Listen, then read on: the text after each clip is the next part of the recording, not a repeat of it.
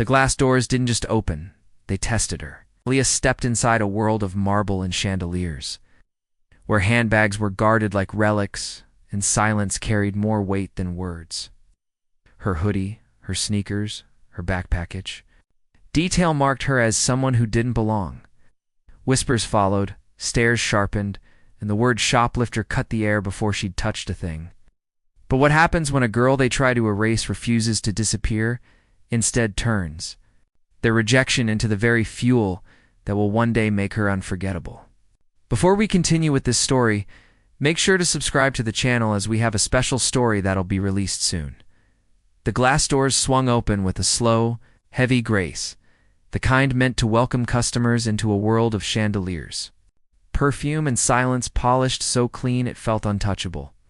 Aaliyah hesitated on the threshold, her hand still brushing against the cool steel handle. For a moment she wondered if she should turn back, if stepping inside was crossing into a place that had already decided she didn't belong, but she lifted her chin, adjusted the strap of her worn backpack, and took one step, then another. The boutique was all marble and gold trim, every surface gleaming under soft light that seemed designed to flatter the wealthy. Glass cases lined the room, filled with handbags displayed like art, shoes perched on white pedestals, as if they were relics instead of leather. A delicate scent floated through the air, something floral and expensive that clung to the air like a warning, you are in someone else's world. A few shoppers inside moved slowly, their jewelry catching the light, their voices kept low. Almost rehearsed, the rhythm of the store shifted the moment Aaliyah walked in. Conversations paused, faint and unfinished. A man in a navy suit turned his head. A woman with glossy hair lowered her sunglasses to glance over the top frame.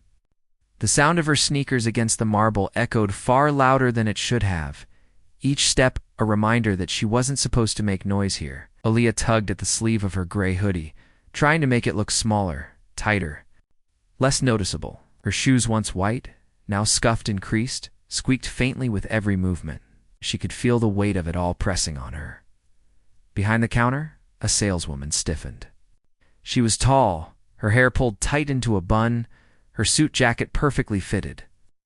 At first, she forced a polite smile, but it slipped almost instantly when her eyes landed on the backpack. The hoodie, the skin she didn't expect to see here. She turned her head slightly, just enough to catch the security guard's eye. He nodded once, not moving closer yet, but shifting his stance. Aaliyah ignored it, or at least tried to. She had told herself all morning that she had a right to be here, that a store was just a store, that windows weren't built to keep people out, but to let them in.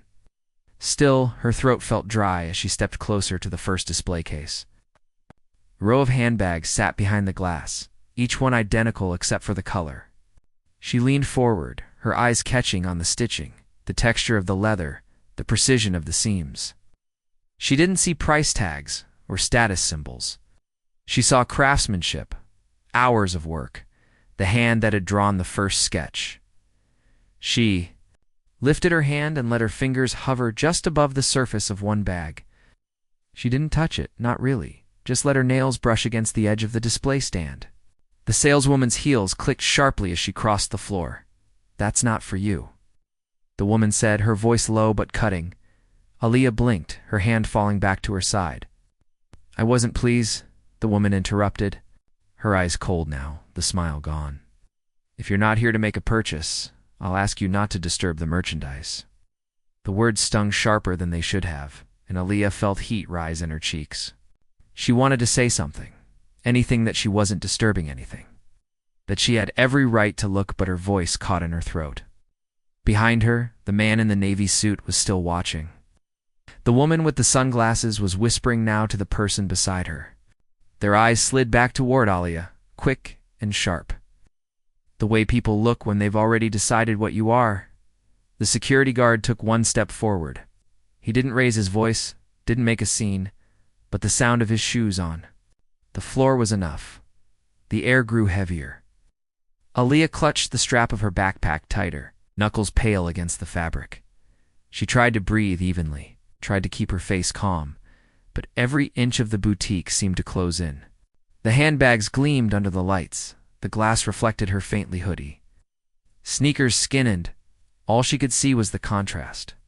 She thought of the sketches hidden in her notebook at home, the pages filled with her own designs, lines she had drawn late at night with the same kind of care that had built this store. In another world, maybe she would belong here. In this one, she was a shadow standing where she wasn't supposed to stand. The door hadn't locked when she entered. It hadn't pushed her back. But Aaliyah felt it now, as if the entire room itself had decided to remind her. This door was never really meant to open for you. Two associates stood by the glass counter, arranging a row of silk scarves into neat folds that didn't need adjusting. Their movements slowed the moment Aaliyah walked deeper into the boutique. One of them glanced up, the faintest crease forming between her eyebrows. The other followed her gaze, eyes flicking toward the girl in the gray hoodie, as if to confirm what she was seeing. They didn't speak. Not at first, but the pause between them was its own language. A slight tilt of the head, a tightening of the mouth, a shared acknowledgement that someone who didn't fit had just stepped inside. At the far corner of the store, security guard straightened. He was a tall man, his suit jacket a little too tight across the shoulders, his earpiece curling against the side of his head. He didn't move quickly, just shifted his weight, his polished shoes sliding half an inch closer on the marble floor. It wasn't an approach, not yet, but a presence. Reminder that he had noticed. Aaliyah felt it before she saw it. The way silence sharpened, the way footsteps slowed, the way people pretended to busy themselves with displays they had already looked at. She could feel the weight of every glance pressing on her back. She reached for her notebook out of habit, forgetting it was tucked in her backpack at home, and instead wrapped her fingers tighter around the strap hanging from her shoulder. The saleswoman closest to her finally stepped forward. She was all polished, her smile rehearsed, her voice smooth like perfume sprayed into the air. But Aaliyah saw it for what it was, a smile that didn't reach her eyes, a welcome wrapped in suspicion. "Are you lost?" the woman asked, her tone pitched to sound gentle, but carrying an edge so fine it cut anyway. Aaliyah blinked, caught off guard. She opened her mouth, then closed it again. Lost. She wasn't lost. She had walked in deliberately, pulled by curiosity and the stubborn need to see up close the designs. She had only studied through glossy magazine pages and blurry phone screens. But the question wasn't really about directions. It was about belonging. She swallowed hard, shaking her head just once. No. The woman's smile didn't falter, but her eyes hardened a fraction. She clasped her hands in front of her, nails painted the same deep shade as the handbags behind her. "And these Items are very delicate," she said, her voice dropping low enough that the nearest customers could pretend not to hear.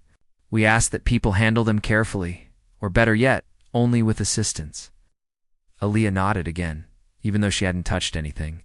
She didn't trust her voice to say more. The guard's shoes scuffed faintly as he shifted again, arms folding across his chest. He hadn't said a word, but his silence spoke louder than anything. Around her, the boutique continued its rhythm, but it was no longer seamless. Customers lingered near displays, their eyes sliding back toward her between glances at shoes and wallets. One woman's reflection in the mirror showed her whispering to her companion, their heads bent close together, the faintest shake of a head betraying their thoughts. Aaliyah couldn't hear their words, but she didn't need to. She'd grown used to filling in the blanks. Her throat felt tight, but she forced herself to keep walking. Each step echoed, reminding her she was the loudest thing in the room, though she hadn't said a word. She paused by a row of jackets, running her eyes over the stitching, the seams, the careful symmetry. She could see the hours hidden in each piece, the way the fabric had been shaped into something smooth, something flawless. To her, it wasn't about the price tag. It was about the work. But the store wasn't built for people like her to admire the work. It was built for people to buy it. The saleswoman lingered a step behind, pretending to tidy the rack, pretending not to watch. The security guard's reflection caught in the glass, standing just far enough away to look casual, but close enough to be ready. Aaliyah felt her chest tighten. She hadn't stolen anything. She hadn't raised her voice. She hadn't done anything at all. And yet she was already treated as if she were guilty, as if her very presence was an intrusion. Forced herself to breathe slowly, to keep her shoulders squared, to act like none of it bothered her. But inside, her thoughts spun. She wondered if anyone else noticed the difference. If the man in the suit across the room realized that no one had asked him if he was lost. If the woman draped in gold jewelry had ever been shadowed by a guard. For browsing, probably not. Aaliyah shifted her gaze back to the handbag display, the polished leather glowing under the lights. She let her hand hover again, not touching, just close enough to feel the air between her and the object. The saleswoman's voice cut the space in two. Perhaps I can show you something more suitable. The words were wrapped in silk, but their meaning was sharp. Suitable for you. Aaliyah stepped back, pulling her hoodie tighter across her shoulders. She didn't answer. She didn't trust herself to. Instead, she let the silence stretch. The kind of silence that swallowed words whole. The store buzzed faintly with music overhead, soft instrumental that should have been calming. To Aaliyah, it felt like static, like noise meant to cover the sound of her heartbeat. She glanced once more at the handbags, at the impossible perfection of them, and then at the woman's waiting smile. In that moment, she understood fully not a single word had to be spoken for her to know she wasn't welcome. The question had already been answered. She wasn't lost. They just wanted her gone. Aaliyah let her fingertips drift across the smooth curve of the handbag, the leather warm under the soft glow of the lights. She wasn't rough, wasn't careless. It was the kind of touch any customer might give light, curious, respectful. She wanted to feel the texture, to see if it was as flawless as it looked. For her, it wasn't about status. It was about design, about the hours it must have taken someone to shape something so precise. The moment her hand brushed against it, the saleswoman's voice cut through the air like glass shattering. That's not for you. Don't touch it. The sharpness of the word startled Aaliyah. Her hand dropped instantly, as if burned. She turned toward the saleswoman, whose smile was gone now, replaced by a stare that was equal parts anger and suspicion. The woman didn't lower her voice. She didn't soften the blow. Customers nearby turned at once, pulled by the sharp tone that carried through the boutique like an alarm bell. A hush fell across the room. A man in the corner tilted, his head, his brow furrowed, while a woman in heels stopped mid-step, her eyes flicking between Aaliyah and the handbag. The silence was filled almost immediately by whispers, small and sharp, just loud enough to sting. Shoplifting, someone murmured. Aaliyah froze. The word landed heavier than all the stares combined. She hadn't taken anything, hadn't even held the bag in her hands, but the sound of it made her chest lock tight. She tried to speak, to explain, but her voice wouldn't come. Her mouth opened slightly, no words spilling out, her throat dry, as if every explanation she could have given had been stolen before it reached her lips. The saleswoman took a step closer, crossing her arms tightly across her chest. "We're not buying, you shouldn't be touching," she said, her voice colder now, layered with the authority of someone who knew she'd be believed. Aaliyah's eyes darted around the boutique, searching for anyone, just one person, who might step forward, who might say something different. But no one did. Customers avoided her gaze, some pretending to look at displays, others too eager to catch every second of what was unfolding. The silence was complicity. The whispers were the verdict. The security guard moved now, no longer lingering at the edge of the store. His steps were slow, deliberate, each one clicking against the marble floor with the finality of a gavel striking wood. His face gave nothing away. He didn't look angry, didn't look kind. He just looked certain, as if his decision had been made before he even reached her. "Is there a problem here?" he asked, though the tone of his voice made it clear he wasn't asking a question. She was handling merchandise she had no intention of buying. The saleswoman replied quickly, her words smooth and confident, "And I don't appreciate the attitude." Aaliyah blinked, stunned. She hadn't spoken. More than a word since she entered the store. She had no attitude. She wanted to shout, to defend herself, but the whispers were louder now, swirling around her like smoke. Shoplifting, not supposed to be here. Troublemaker.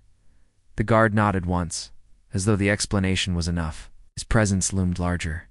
Now, his hand hovering near his belt, not threatening, but ready. "I'll escort her out," he said flatly. Aaliyah's chest burned. Heat rose in her face, but her feet felt like stone. She wanted to protest, to stand her ground, but all she could think was that no one would believe her. No one had even seen what she'd done, just a brief touch. Nothing more, and yet it was already decided. The saleswoman gave a small, satisfied smile as the guard stepped closer. Customers leaned back slightly, eager to watch but careful not to be caught in the center of the storm. Aaliyah's hands trembled at her sides. She wanted to scream that she wasn't stealing, that she had never stolen a thing in her life, that she just wanted to look. But the words died in her throat, replaced by the suffocating weight of shame. The guard's shadow fell across her, and she felt the sting of humiliation sharper than any punishment.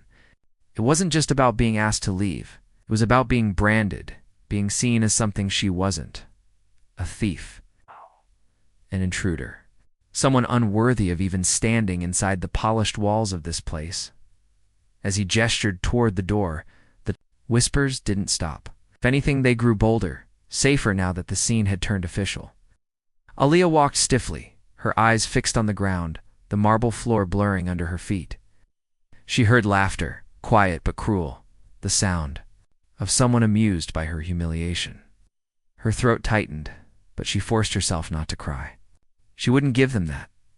Step by step, she moved toward the door, her heart pounding in her chest. She had come in hoping to glimpse beauty, to study what made their designs so flawless. Instead, she was walking out with the weight of a word she couldn't erase, a word that followed her like a shadow. Shoplifter. And though she hadn't taken a single thing, they had already taken something from her, the simple dignity of being allowed to exist without suspicion. The guard didn't raise his voice. He didn't have to. His presence alone carried enough weight to move Aaliyah toward the door. One hand gestured lightly, the other resting just above his belt, his stance calm but absolute. It wasn't aggression, not exactly. It was worse. It was kind of certainty that she was already guilty, already defined, already dismissed. She felt the air change as soon as he stepped behind her, the quiet shift of customers leaning back, parting slightly as if to clear a path for her exile. Her sneakers squeaked faintly against the marble, each step echoing too loudly in the sterile silence. Aaliyah kept her eyes down, not because she was ashamed, but because she didn't want to see the looks that followed her. She could feel them without lifting her head, the sidelong glances, the lips pressed tight, the eyes that slid over her hoodie and backpack, and drew conclusions without words.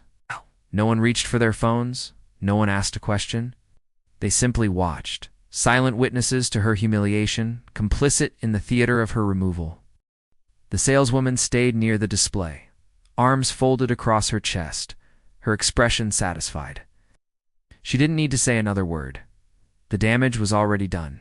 The whispers had served their purpose, the guard had taken over, and the boutique could return to its carefully curated stillness once Aaliyah was gone.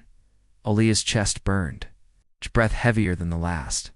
She wanted to turn and shout, to tell them all they were wrong, to tell them she hadn't stolen a thing, hadn't even touched the merchandise beyond a single brush of her fingertips.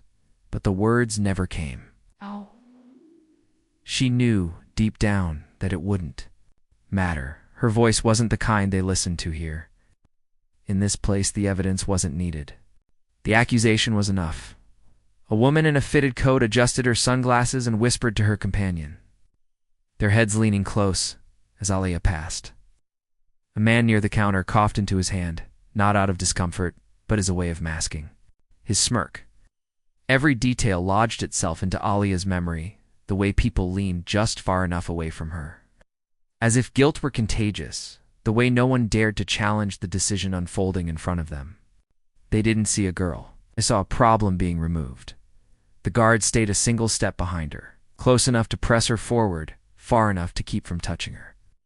It was a practiced rhythm, the kind that carried no room for argument.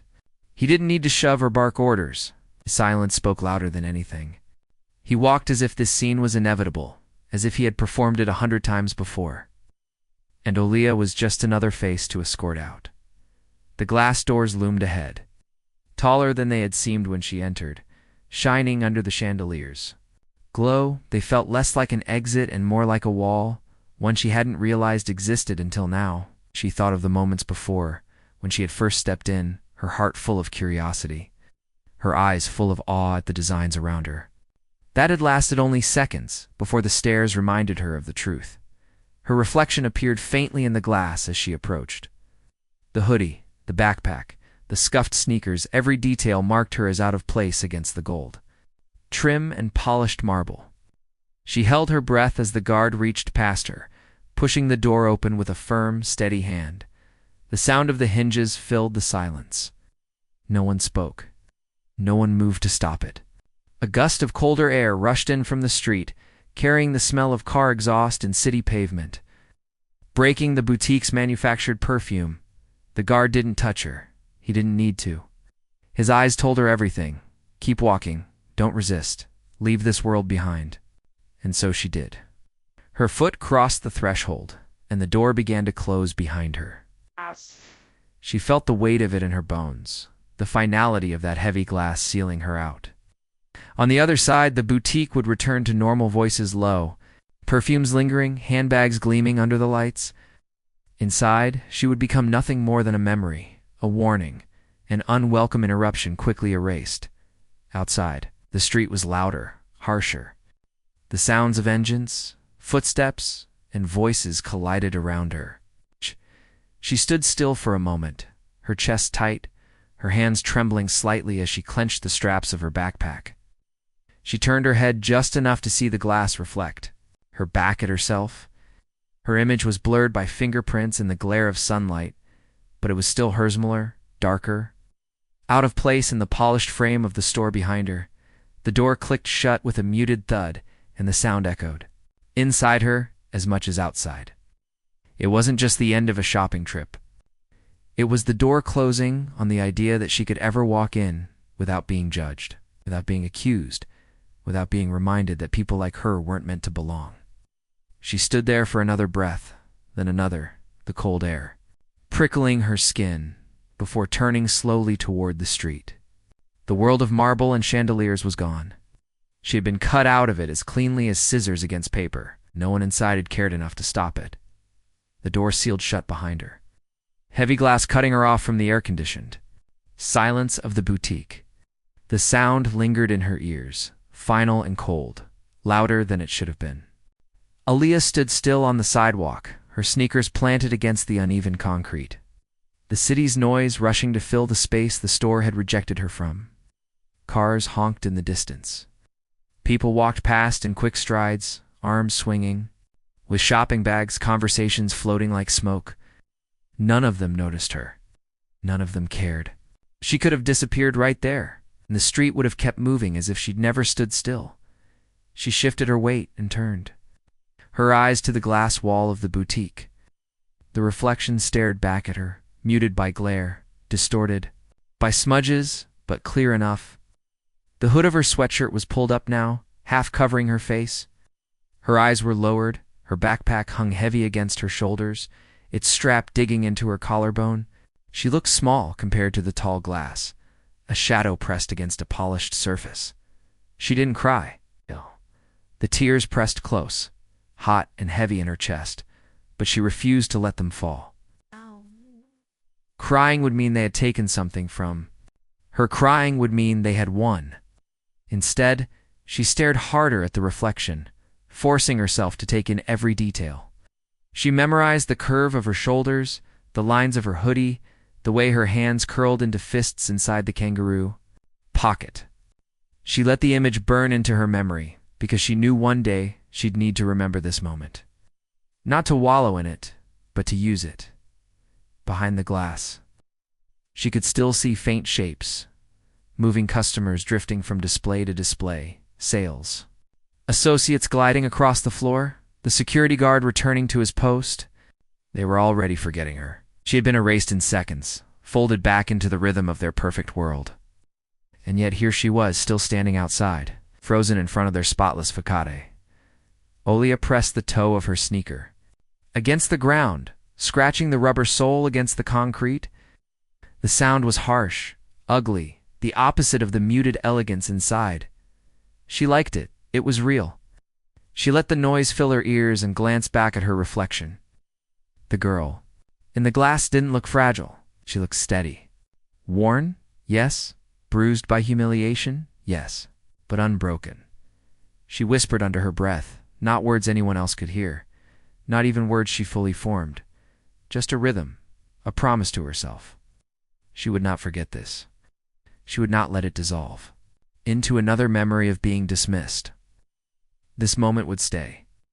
The sharpness of the saleswoman's tone, the hiss of the word shoplifting, the way the guard's shadow had stretched across the marble, all of it, carved deep into her.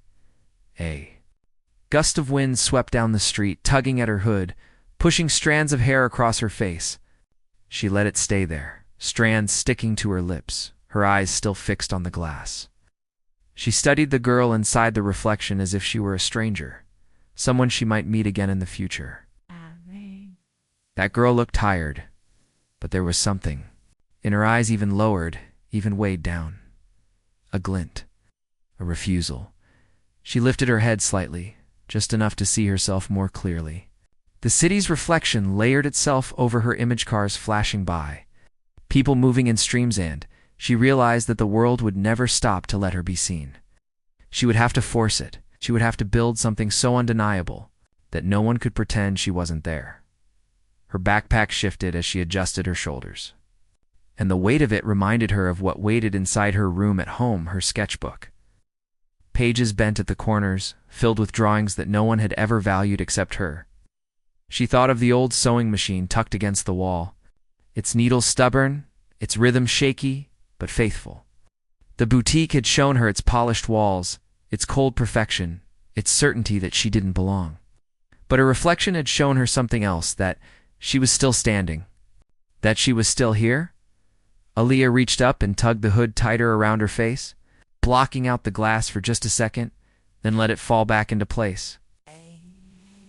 She took one last long look at herself, memorizing every angle, every line, every ounce of strength hidden beneath the silence.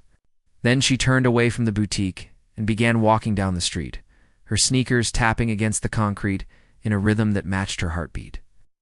The door had shut her out, but the world was bigger than their walls. She would carry this moment with her, not as shame, but as fuel. The reflection was no longer just a reminder of exclusion. It was a marker, the first line of a story she hadn't yet told.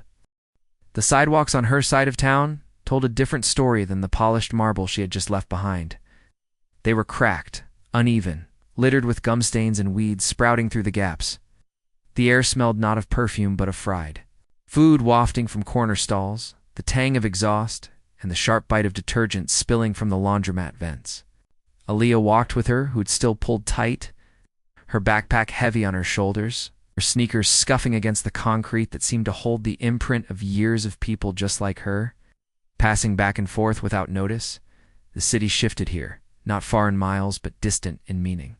The boutiques, cafes, and galleries faded into worn storefronts, with flickering signs and windows patched with tape. The rhythm of footsteps was quicker. It's not leisurely like the slow parade of customers inside luxury shops, but hurried, restless. As people moved between buses and part-time shifts, she knew every corner of this neighborhood. It's not because she had a choice, but because it was her world, the backdrop to her growing up. She passed the laundromat on the corner, its neon sign buzzing faintly against the evening light. The glass windows were fogged with steam, rows of machines, tumbling clothes in endless cycles. She could see her mother inside, hair tied back with a faded scarf, her body bent slightly as she hauled damp linens into baskets. Her uniform shirt clung to her arms, the sleeves rolled up, skin damp with sweat and detergent. Aaliyah slowed for a moment, watching through the glass. Her mother didn't see her. She was too focused on the rhythm of her work, the kind of rhythm that left no time for distractions. Aaliyah kept moving, not because she didn't want to step inside, but because she knew her mother would only worry if she saw her face. She didn't want to carry the weight of what had just happened into the laundromat, didn't want to add another shadow to the long hours her mother already worked. So she walked past, clutching her backpack strap tighter, leaving her unspoken words behind the glass. The farther she went, the more the neighborhood revealed itself in small fragments: the corner store with its window plastered in lottery posters, the fried chicken shop that always smelled of oil no matter the hour, the group of kids leaning against the bus stop pole, their laughter sharp, their sneakers untied. This was the world she understood, a place where nothing gleamed but everything endured. It was loud, messy, imperfect. It belonged to her in a way the boutique never would. She breathed it in slowly, letting the mix of scents and sounds fill her chest. The boutique's air had been too sterile, too staged. Here even the chaos felt real. A delivery truck rattled past, bass thumping from a car stereo, a baby cried from a second-floor window. All of it wove together into a rhythm Aaliyah knew by heart. She adjusted her hood, the fabric brushing against her cheek. Mind kept replaying the moment inside the store, the accusation, whispers, the way the guard's steps had shadowed hers. It stung still, sharp and hot. But here, walking streets lined with cracked sidewalks and storefronts that smelled of grease and soap, she didn't feel small. She felt something else rising beneath the hurt, something she couldn't yet name, but refused to push away. The boutique had cast her out, sealed its doors, made her an outsider. But here she was, not an outsider. She was part of the noise, the steam, the cracked pavement. She belonged to a place where survival bred creativity, where scraps were made into something new because there was no other choice. She thought of her grandmother's sewing machine waiting at home, the hum of its needle like a heartbeat in the corner of her room. The boutique didn't know her, but her world knew her. It shaped her hands, her patience, her eye for detail. As she neared her building, she glanced once more over her shoulder, back toward the distant part of town she had come from. The skyline looked the same, all towers and lights, but she knew the ground told a different truth. She knew which side of the street she was expected to stay on. She faced forward again, her steps steady now. The smell of detergent and fried food lingered in her hair, in her clothes, in her skin. It wasn't perfume and leather, it wasn't luxury, but it was hers, and she carried it with her like armor. The apartment was quiet when Aaliyah pushed the door shut behind her. The hinges creaked, the sound swallowed by the faint hum of the refrigerator in the corner and the buzz of a streetlight leaking through the thin curtains. She slipped off her sneakers by the mat, leaving them neatly side by side, and let her backpack slide to the floor with a dull thump. The weight of the day pressed into her shoulders, but she refused to let it pin her down. She moved quickly, almost urgently, as though she needed to shed the memory of the boutique before it clung too tightly. Her room was small, the kind of small where every corner carried a mark of history. The wallpaper peeled in long strips, curling, yellow at the edges, revealing plaster beneath. A single desk lamp sat crooked on her dresser, its shade dented, its light flickering when she turned it on. But it was enough. The glow cast a warm circle across her desk, and in that circle was the only thing she truly cared about. She reached for the notebook, pulling it from under a stack of old magazines. The cover was bent, the edges worn soft from use, the binding barely holding together after years of being opened and shut too often. She handled it carefully, the way others might handle something fragile, though the notebook itself was sturdy. It was what lived inside that demanded care. She opened to the first page, then flipped past it quickly.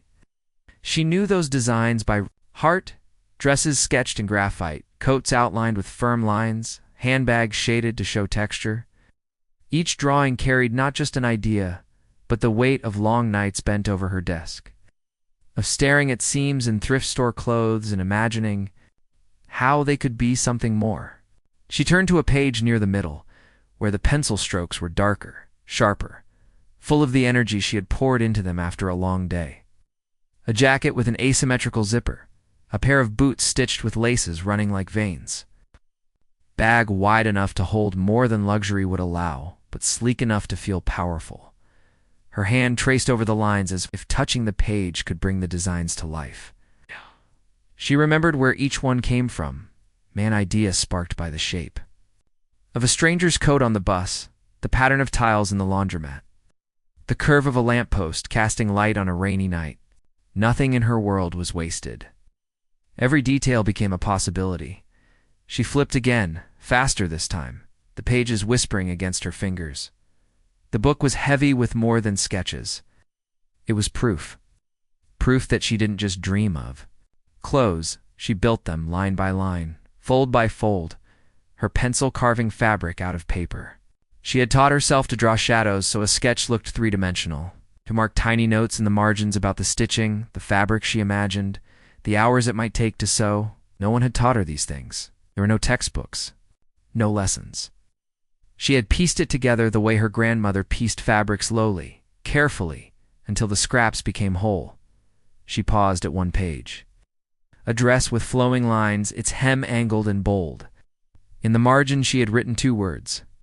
In her cramped handwriting, not for them, her lips pressed into a thin line. She remembered drawing it the night after a different incident, when she had overheard 2 women at a thrift shop laughing at her clothes, whispering about how nothing there was worth keeping.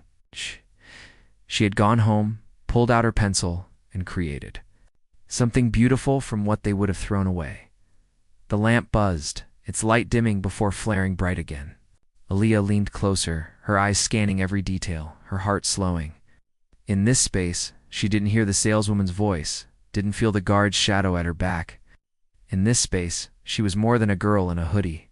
She was the designer of coats, the architect of handbags, the builder of dresses no one had seen before. She flipped to the last page, still blank, and placed her pencil against it. For a long moment, she didn't move. The silence was thick, the only sound the distant hum of traffic outside. Then slowly, she began to draw. Her hand moved steady, the lines flowing without hesitation, as if they had been waiting inside her all along. A new coat took shape, broad-shouldered and sharp, the kind of piece that demanded space in a room. She shaded the lapels, added seams that cut across with intention, imagined it stitched from fabric so bold no one could overlook it. When she leaned back, the page was no longer empty, carried her defiance, her vision, her refusal to disappear. She stared at it for a long time, her breath evening out, her chest loosening. They had closed the door on her today, but here, under this flickering lamp, she opened another. She closed the notebook gently, her fingers resting on the worn cover, and whispered to herself, "One day." Then she tucked it beneath her pillow. As if guarding a secret too valuable to leave in the open, the old singer sat in the corner like a relic, its black metal frame chipped at the edges, the gold lettering almost rubbed away from years of use. It belonged to her grandmother once, a woman who sewed until her fingers stiffened and her eyesight blurred, piecing together clothes for neighbors when money was scarce. Now it belonged to Aaliyah, though it didn't feel like possession as much as inheritance. The machine rattled when she pressed the pedal, its needle stuttering in uneven bursts, the sound filling her small bedroom with a rhythm that was both comforting and urgent. Threads of every color snaked across the floor. Some had rolled loose from spools, others had been pulled and abandoned, tangling in knots by her chair legs. Fabric scraps were piled on the desk, spilling onto the bed and the floor. Mismatched patches of denim, faded cotton, bits of leather, stiff with age. Most of it came from thrift shops or donation bins, pieces that others had discarded, torn shirts, sold for pennies, old coats with seams split wide. To anyone else, they were worthless. To Aaliyah, they were possibilities. She guided a scrap of denim under the needle, her foot pressing down gently, her hand steady as the machine rattled and stitched a crooked line. She leaned in close, her hair falling across her cheek, eyes narrowed as she nudged the fabric straight. The machine wasn't forgiving. If she lost focus for even a second, the stitches would twist or jam. She didn't mind. Mistakes had become part of the process. Every uneven seam taught her how to adjust, how to cut, how to stitch again. She paused and lifted the presser foot, pulling the fabric out and snipping the thread with a pair of dull scissors. Holding the denim up against the light, she examined. The seam, not perfect, but strong enough. She imagined it as part of the jacket she'd sketched the night before, the one with the angled zipper and bold shoulders. She could already see it in her mind, not flat on paper, but draped across a body. Moving with someone's steps, commanding attention, her hands reached for another scrap, this one leather, stiff and thick. It fought against the machine, the needle, clanking hard against the resistance, but she leaned into it, coaxing the stitches through. The rattle grew louder, the table vibrating with the effort, until finally the seam gave way and the two scraps joined. She smiled faintly, not wide, just enough to acknowledge the small victory. Around her, the room bore the marks of her work. Pins stuck out of the carpet where they had fallen. Fabric chalk left faint lines on her desk, half-finished garments draped over the chair. A skirt missing a hem, a bag without straps, a jacket held together with uneven seams. They weren't polished enough to impress anyone outside these walls, but to her they were alive. They were proof that the designs in her notebook weren't just dreams. She was building them piece by piece, with whatever she could afford. She thought of her grandmother sometimes while she worked. Remembered sitting on the floor as a child watching the same machine hum late into the night. Her grandmother's hands had been quick then, patient, folding fabric into neat pleats, repairing worn shirts until they looked almost new. Aaliyah had asked once why she worked so hard on clothes no one would pay much for. Her grandmother had smiled, weary but proud, and said, "Because even scraps deserve a second chance." The memory clung to her now as she pieced together a sleeve. She matched two different fabrics, denim and canvas, not because they belonged together, but because they were what she had.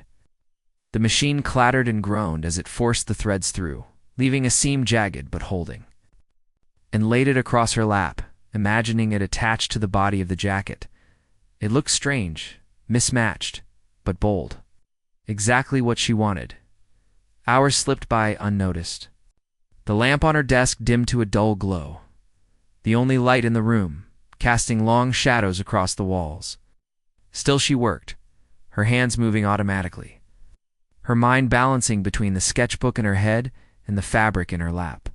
Every stitch felt like a defiance, every finished seam a refusal to accept what the world told her she couldn't do. The boutique had made her feel invisible, unwanted, but here in this room, she wasn't invisible at all. She was a creator, a builder, an architect of something new. When she finally leaned back, stretching her cramped fingers, a half-finished jacket lay across the desk. It was rough, uneven in places, but it was real. She touched the seam where denim met leather and smiled again. It wasn't about perfection, not yet. It was about proof that she could take scraps and turn them into something no one else had imagined. The singer rattled quietly as it cooled, its old frame clicking in protest. But to Aaliyah, it sounded like applause. The school corridor buzzed with noise the way it always did. Stream of voices bouncing off lockers and tiled floors, sneakers, squeaking, laughter ringing too loud in the spaces between bells. Students gathered in clusters, leaning against doors, trading jokes and gossip, their phones glowing in their hands.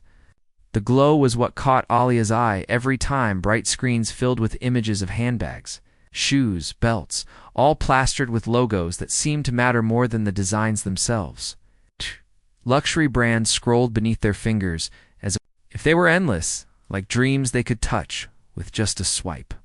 Some of her classmates compared prices the way others might compare grades. Rattling off names of designers like they were friends they'd just spoken to, Aaliyah kept to her. Usual spot near the end of the hall, her back against the wall, a small patch of quiet carved out of the chaos. She didn't have a phone in her hand. Instead, she balanced her sketchbook on her knees, her pencil moving in steady strokes as her lunch sat untouched beside her. She was used to the way others looked at her, not always mocking, but dismissive, like she didn't quite exist in the same world as them. She didn't mind. Their world was on screens. Hers lived on paper.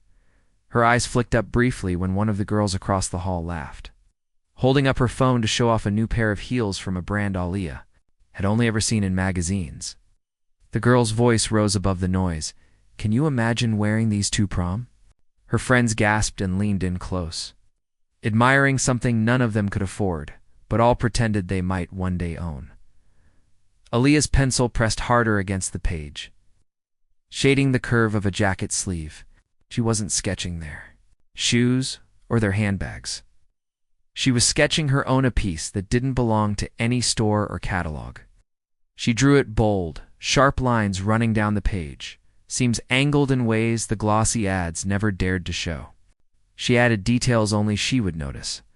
Stitches hidden in folds, patterns drawn from the cracks in the sidewalk outside her apartment. While her classmates filled their minds with what others told them was valuable, she was busy inventing her own. She didn't speak about it. She never bragged, never pointed to her sketches as if they were trophies. She let the notebook stay closed when anyone walked too close, tucking it against her chest like a shield. To most of them, she was just the quiet girl with the old hoodie, the one who didn't join conversations about trends or sales. But one person knew. Malik dropped down beside her with the kind of casual ease that came from years of friendship. His backpack was half unzipped, papers spilling out, but he didn't care. He leaned against the wall, chewing on the last bite of a sandwich, his eyes flicking down to the page she was working on. He didn't need to ask what it was. He already knew. "You're at it again," he said, his voice low enough that it blended into the corridor noise. Aaliyah didn't look up. "I'm always at it." Malik tilted his head, studying the lines on the page. He wasn't an artist, wasn't a designer, but he knew enough to see the difference between what she sketched and what they all scrolled through on their phones. There was more life in her lines, more weight. He swallowed the last of his sandwich and wiped his hands on his jeans. "One day," he said softly, "they're all going to regret it." Aaliyah paused, her pencil hovering above the paper. She glanced at him, his eyes steady, his voice without a hint of doubt.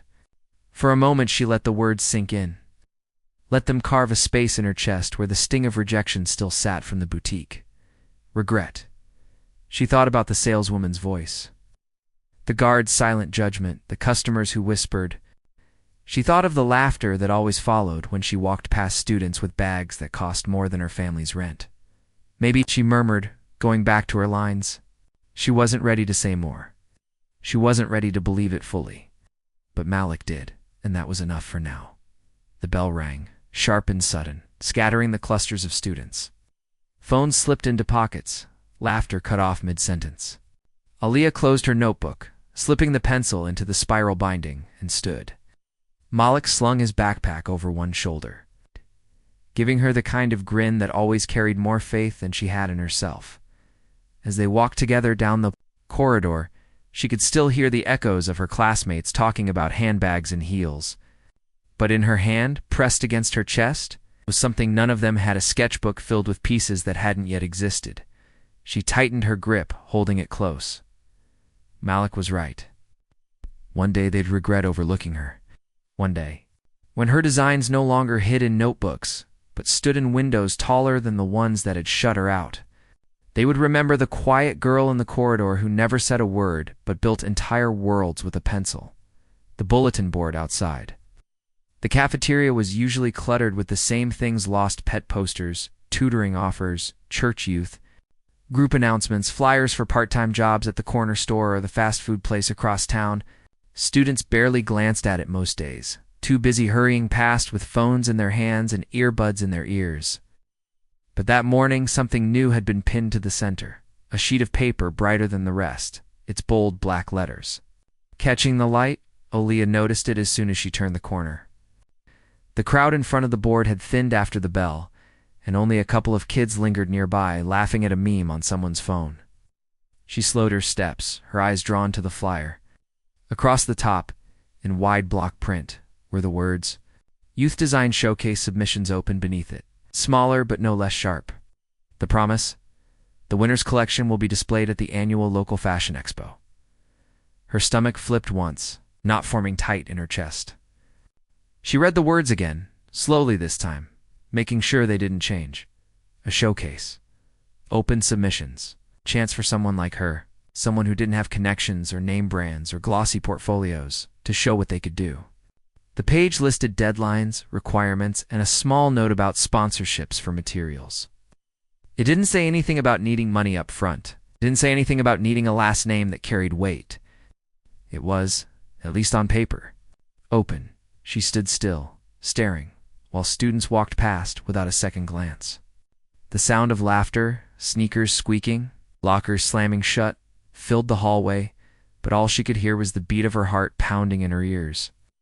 Her hand drifted to the pocket of her hoodie where her phone sat. She didn't move right away. She just kept looking at the flyer, afraid that if she blinked too long, it might vanish like a dream. Finally, she pulled her phone out. The screen cracked across one corner, the case worn thin.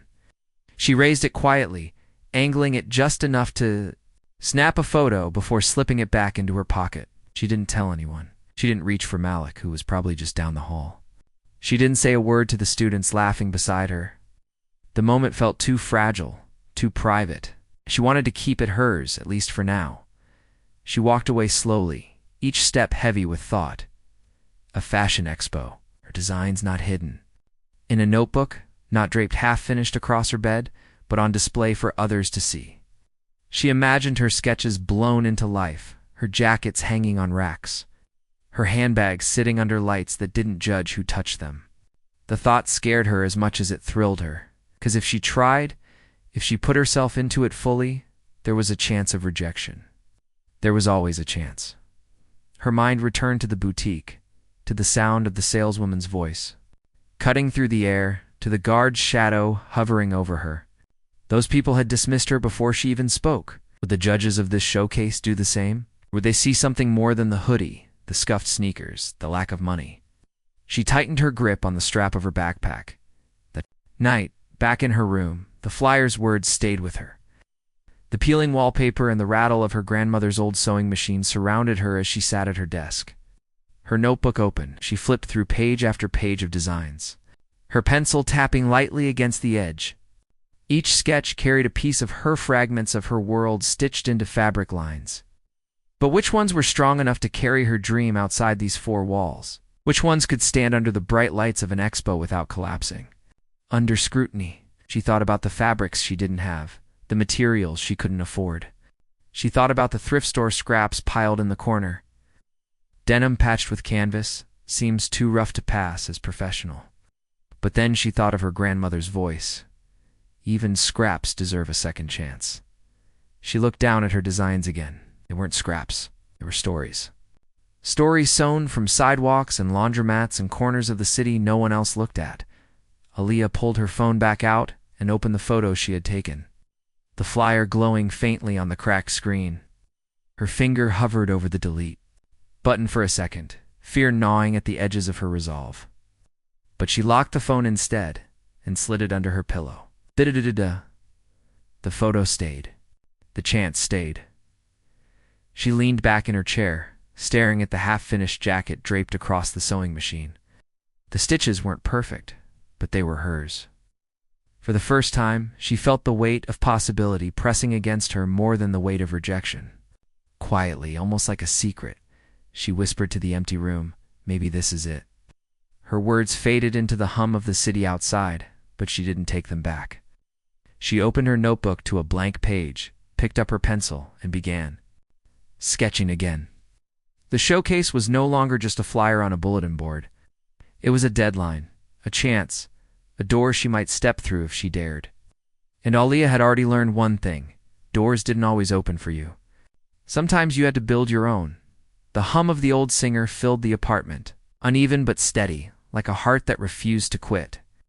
Aaliyah sat hunched over it, shoulders tense, her hair falling loose from the bun she'd tied hours earlier. The desk lamp cast a warm circle of light across the table, leaving the rest of the room in shadow. Scraps of denim were piled beside her, some faded too near white, others dark and stiff, all cut into jagged shapes she was trying to coax into something whole. Broken zippers spilled from a jar, their teeth misaligned, waiting for her to find a way to make them useful again. The floor was a scatter of threads and chalk lines, mismatched fabric tossed across every surface. Proof of hours spent searching for pieces that would fit. She worked with a quiet urgency, her foot pressing and lifting the pedal, her hands steady, even as her fingertips began to sting from pinpricks and calluses. The stitches weren't always neat, but she kept going, pulling seams apart when they faltered, starting over without hesitation. Each mistake was just another layer of learning. Each scrap was a possibility. She imagined the showcase flyer pinned to her wall, the words burned into her memory, the deadline drawing closer with every hour. There was no luxury of waiting.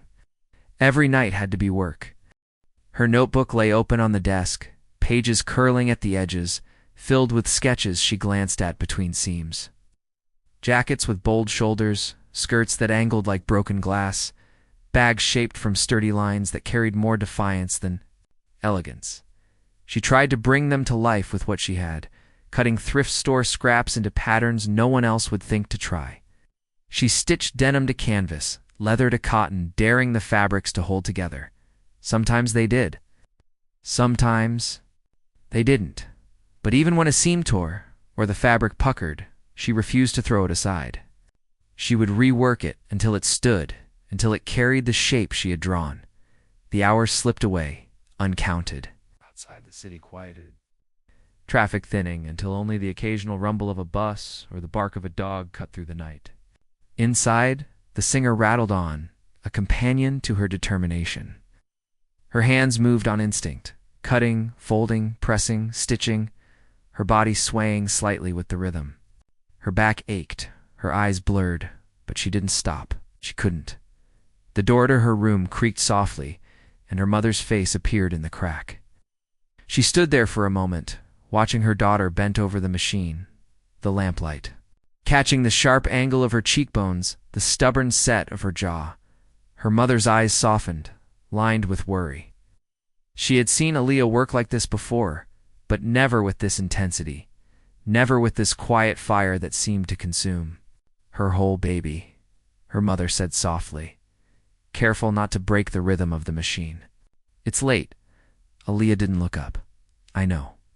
Her mother stepped inside, her bare feet silent against the floor.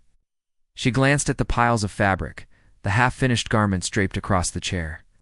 She wanted to tell her daughter to sleep, to rest, that no opportunity was worth running herself into the ground. But she didn't. She recognized something in Aaliyah's posture, something she remembered from her own youth, the kind of focus that couldn't be pulled away, only carried through. Her mother placed a cup of tea on the edge of the desk, the steam curling into the lamplight. She brushed a strand of hair from Aaliyah's face, her fingers gentle, then let them fall away. "Don't forget your hands need rest too," she murmured. Aaliyah finally paused, her foot lifting from the pedal. She flexed her fingers slowly, the ache sharp in her joints, the pads of her fingertips tender from hours of work. Ow. She nodded. Once, meeting her mother's eyes briefly, "I'll finish this seam first." Her mother smiled faintly, tired but proud. She didn't argue.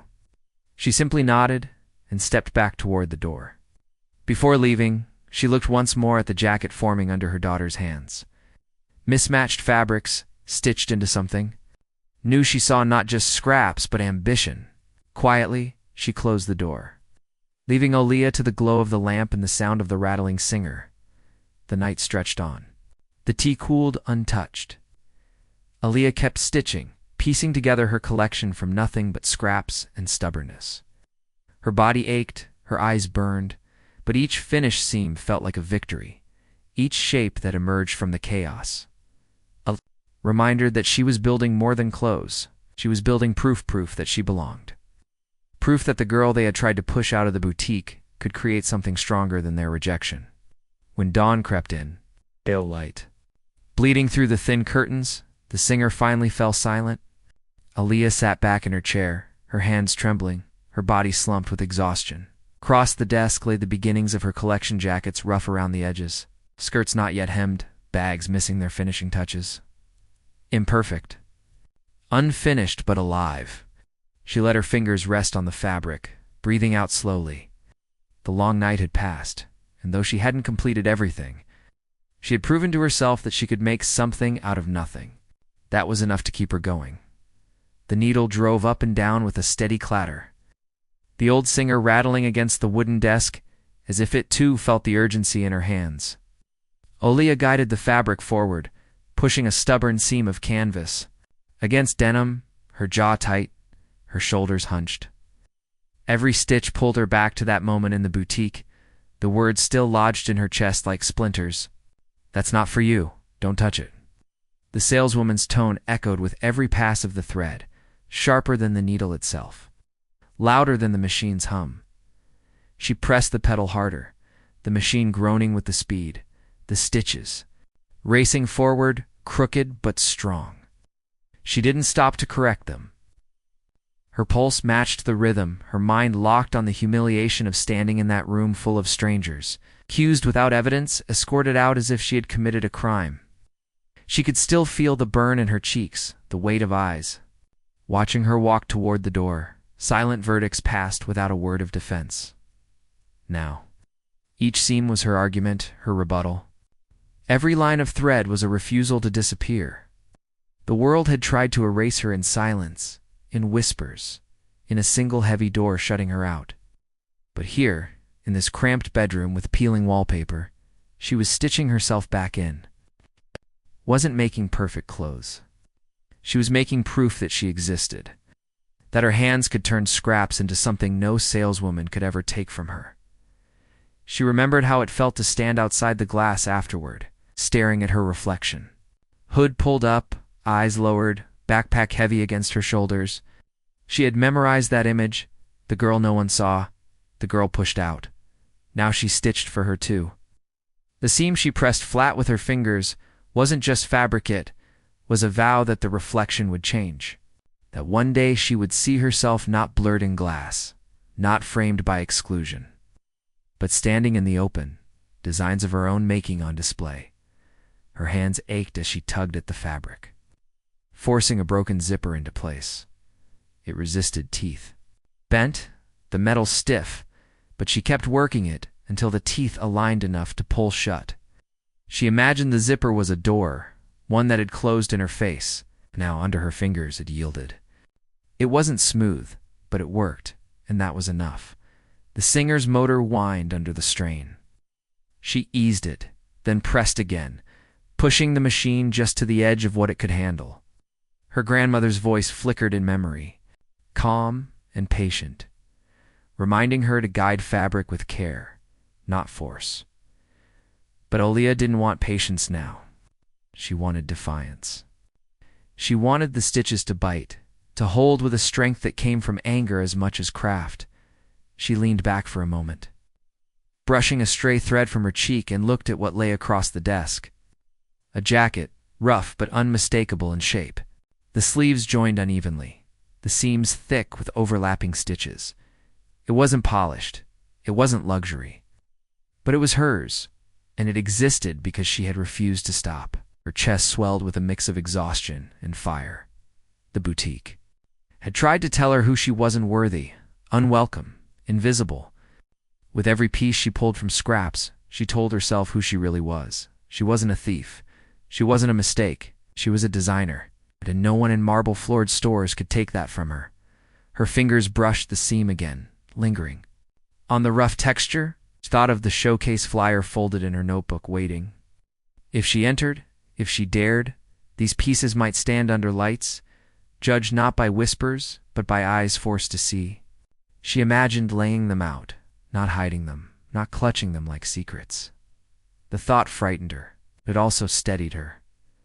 The machine rattled again as she fed in another piece, two mismatched fabrics forced into union. The stitches clung stubbornly, imperfect but strong.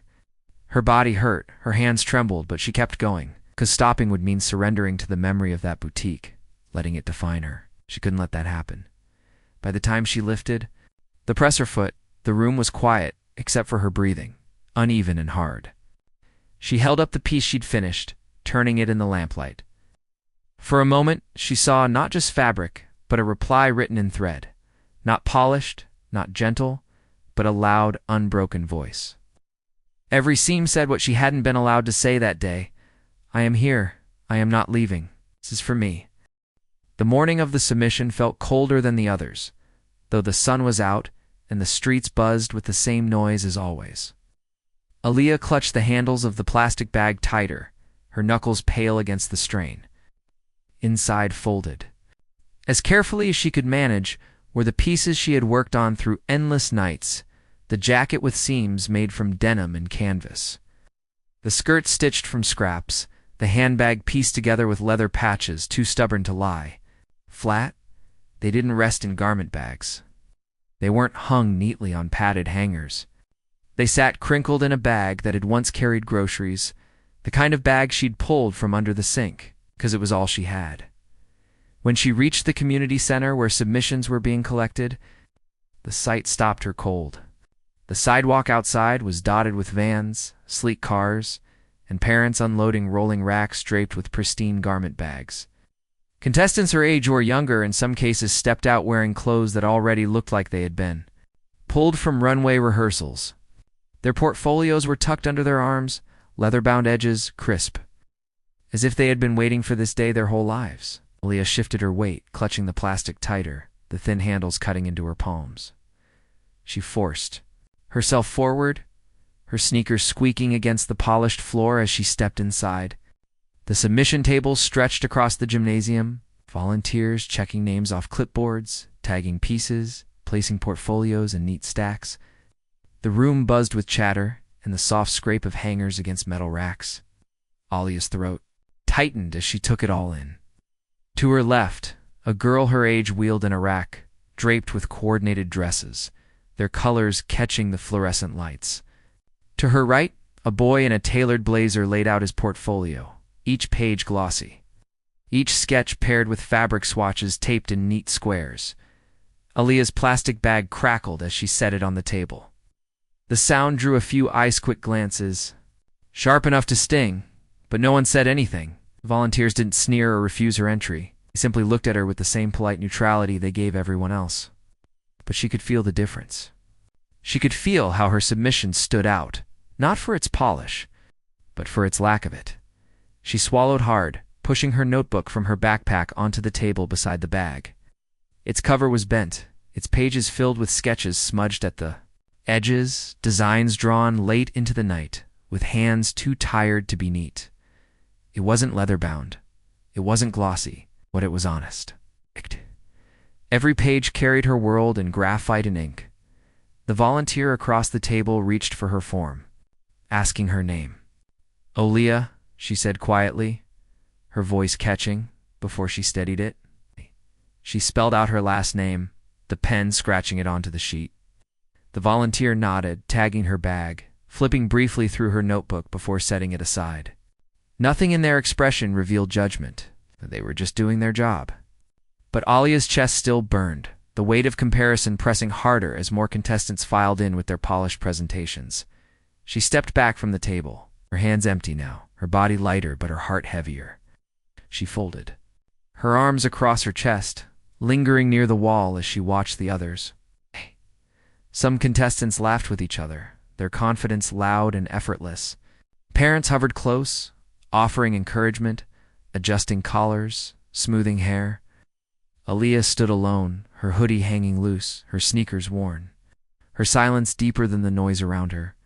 For a moment she thought about leaving, about slipping out the side door before anyone could notice the difference between her and the rest. But then she remembered the long nights, the ache in her fingers, the hum of the singer rattling against the desk.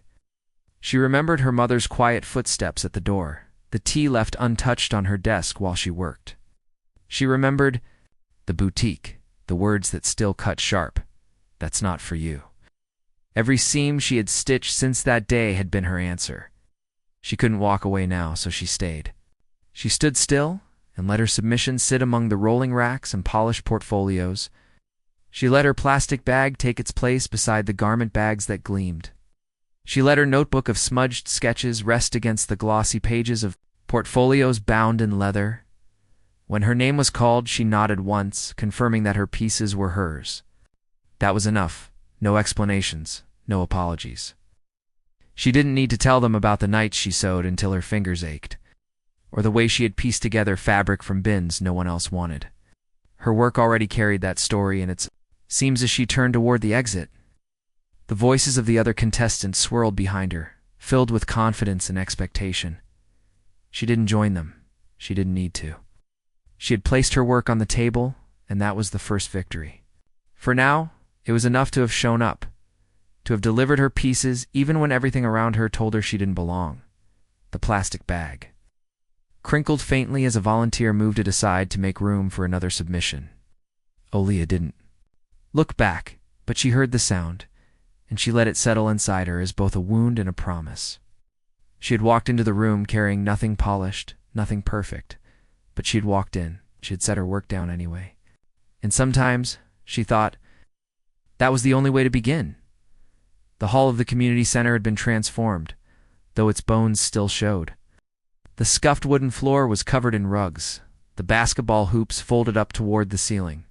The faint smell of varnish mixing uneasily with perfume and fresh fabric. Rows of mannequins stood under bright lights, draped with gowns and jackets, handbags perched on pedestals like they belonged in glass cases. Parents hovered at the edges, cameras ready, whispering encouragement to their children who buzzed with nervous energy.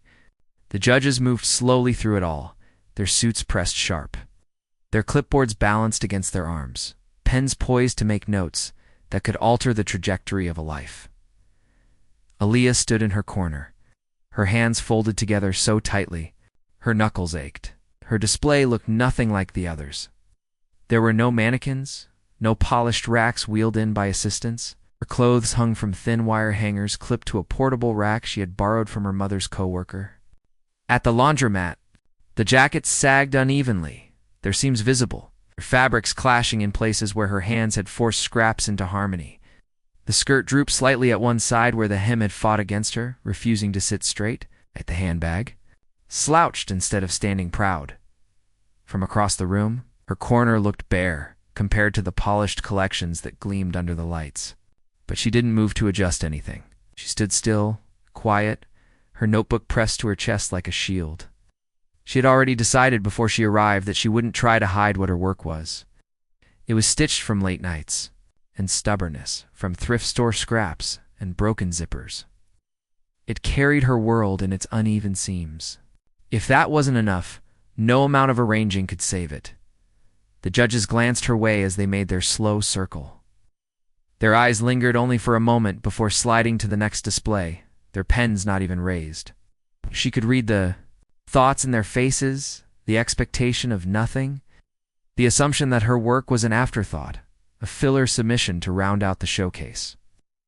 They saw the wire hangers, the mismatched fabrics, the uneven hems.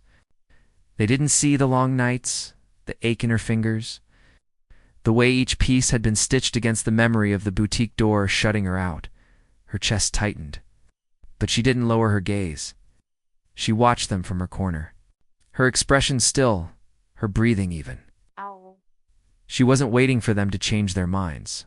She was waiting for herself, to see if she could endure standing here, exposed in a way she had never been before. It was different from sewing alone at her desk, different from sketching in the corridor while Malik watched with quiet belief. This was her work under lights, her work beside others who had every advantage she lacked. The chatter of the room rose and fell like waves. A group of contestants laughed together near the refreshment table. One mother fussed with the collar of her daughter's dress, straightening it for the 10th time. Volunteers adjusted lights, repositioned mannequins, made sure everything looked professional. Leah's corner remained untouched, unnoticed, except for the few curious glances from other kids who seemed surprised she had even entered. She felt the weight of those looks, but she didn't move to defend herself. She thought of her grandmother then, hunched over the same Singer machine in a dim kitchen years ago, hands steady as she mended clothes no one else cared about. Her grandmother had sewn not for applause, not for showcases, but because she believed. Even scraps deserved a second chance. Aaliyah let that memory steady her. She looked back at her clothes hanging unevenly, and for a moment, instead of shame, she saw them the way her grandmother might have. Not perfect, but alive. Proof that something could come from nothing. The judges reached the far side of the room, their voices low, their pens scratching faintly. They hadn't stopped at her corner.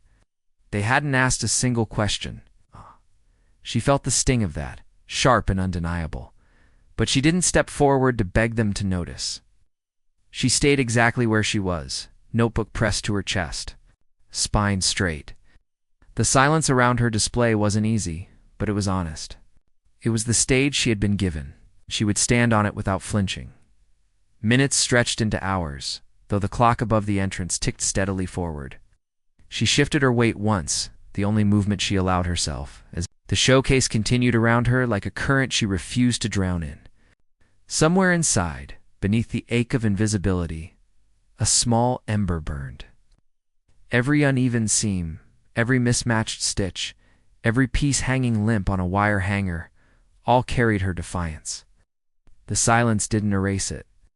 The silence only made it clearer. She waited in her corner, still and quiet, not because she had nothing to say, but because her clothes had already spoken for her. The judges had moved like a tide, predictable in their rhythm, drifting from one polished display to the next. Their clipboards filled with notes, their pens scratching across the paper in the same efficient strokes. They murmured to one another in tones that were low but decisive, words that sounded like final judgments before the contestants even had a chance to explain. Aaliyah had watched all of it from her corner, her body stiff, her notebook pressed hard against her chest. Her pieces had hung untouched for what felt like hours, wire hangers trembling slightly whenever someone brushed past. The jacket sagged against the rack, the skirt tilted unevenly, the bag leaned into the side of the display like it had grown tired of holding itself upright. No one had so much as looked closely, until one judge stopped. He was older than the others, his suit tailored but not flashy, his glasses perched low on his nose. His pace slowed as he passed Aaliyah's corner, his pen already raised to move on. But then his eyes flicked to the denim jacket. Just a flick, almost nothing, yet he hesitated. He shifted closer, one hand brushing against the hanger as though testing its weight, and then he reached for it. The jacket came off the hanger with a faint scrape of metal, the sound louder in Aaliyah's ears than all the noise of the room combined. Her breath caught as she watched him hold it up, the sleeves dangling unevenly, the seams exposed in places where her machine had rattled too hard. For a moment, she feared he would smirk, dismiss it the way the saleswoman in the boutique had dismissed her. But he didn't. He ran his fingers slowly along the stitching, tracing the bold diagonal seam she had forced into place when the fabric scraps hadn't matched. He tilted his head, studying the asymmetrical cut of the zipper, the way the denim patches shifted in color from light to dark, creating an unintentional gradient that looked more deliberate than it was. The pause stretched long. His expression didn't give much away, but he wasn't moving on, wasn't dismissing it. He was still there, holding her work as though it deserved to be held. Two other judges noticed. They drifted closer, curiosity pulling them toward the unexpected. One, a woman in a sharp red blazer, glanced at the jacket with a skeptical raise of her brow.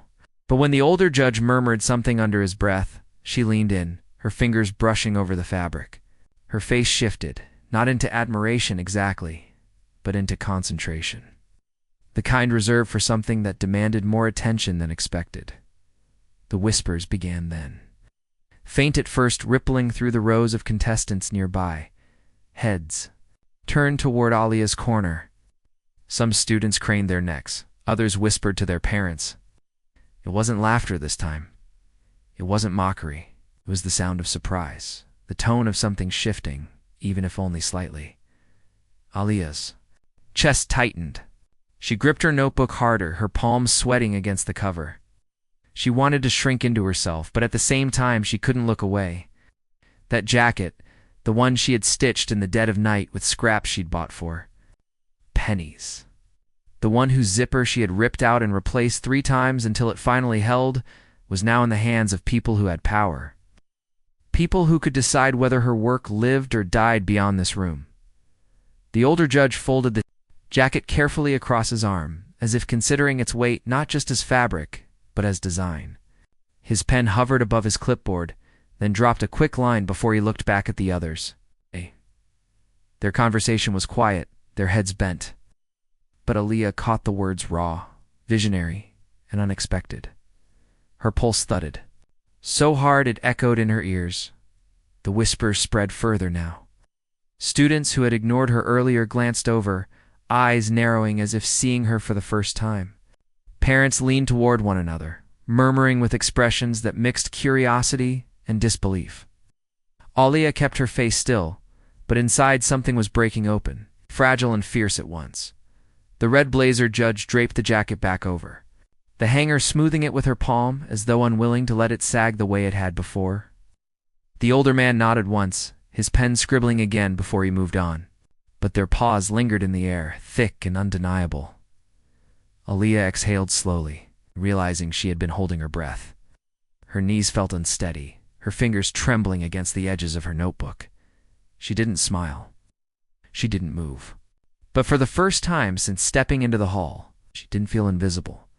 Her jacket, uneven and imperfect, had spoken louder than she could. Asa in the room, for all its polished fabrics and rolling racks, had listened. The moment the first Judge set the jacket back on the hanger, something shifted in the air around her corner. It was subtle at first, like the faint change in a room when someone lowers their voice, but Aaliyah felt it in her chest. The judges who had barely spared her work a glance were now circling back. Two more arrived, drawn by the murmurs of their colleagues, their pens already lifted, their eyes sharper than before. One reached for the skirt draped awkwardly on its wire hanger, lifting it with delicate fingers, the fabric dangling loose, but catching the light in a way that revealed the angles Aaliyah had stitched into it. Another leaned down to study the handbag, the mismatched leather pieces stitched together like a patchwork puzzle that somehow formed something whole. Aaliyah didn't move. She stood pressed against the wall behind her rack, her notebook clutched so tightly that the cardboard cover bent beneath her fingers. She didn't know where to put her eyes. If she looked at the judges, it felt too bold. If she looked away, she feared she would miss everything. So she let her gaze settle on her own work as they examined it, as if reminding herself that it was real, that it was hers. That these hands now touching it were only confirming what she already knew deep down. The sound of a camera shutter snapped through the murmur of the room. A photographer had stepped forward, his camera tilted toward her corner. The flash wasn't blinding, but it startled her all the same. A sudden burst of light against the raw seams and uneven hems. He didn't linger on her face. His focus was on the clothes, the jacket, the skirt, the bag, capturing them not as scraps of thrift store fabric, but as a collection worth remembering. Aaliyah's breath caught. She hadn't expected that. Cameras were always pointed at the polished mannequins, at the contestants with designer portfolios, yet here in her quiet corner the lens had turned. Across the room, other contestants began to notice. Their chatter dimmed, their laughter softened.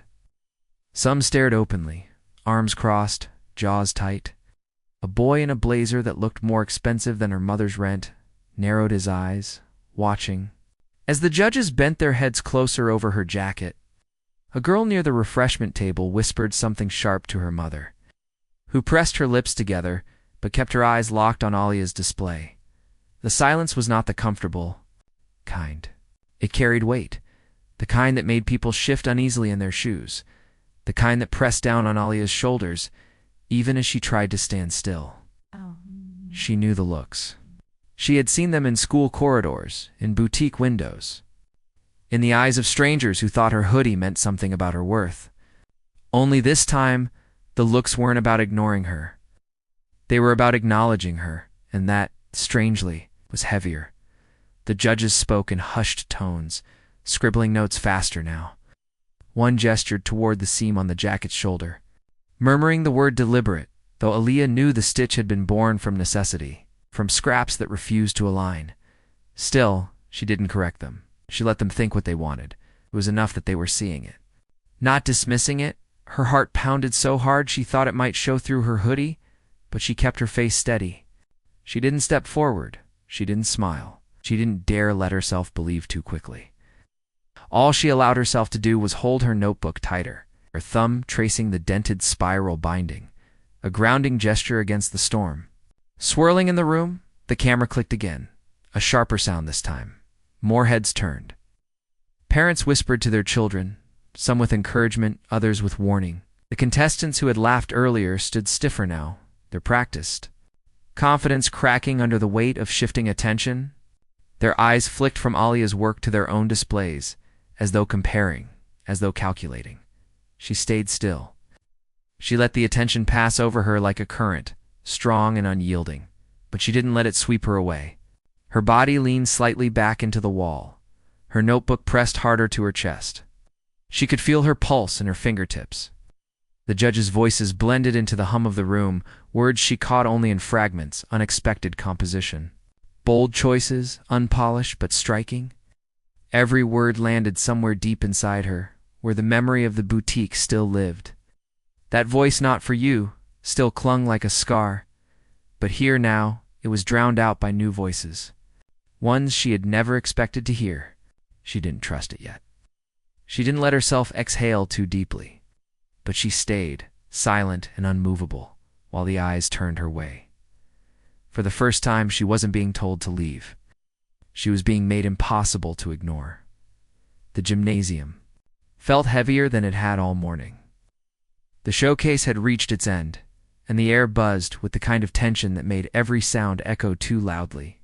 Parents shifted in their seats, murmuring in low voices, their children fidgeting beside them, some with nerves, others with a kind of practiced calm that came from being told all their lives to expect moments like this. Aaliyah sat near the back, her notebook balanced on her knees, her backpack slumped at her feet.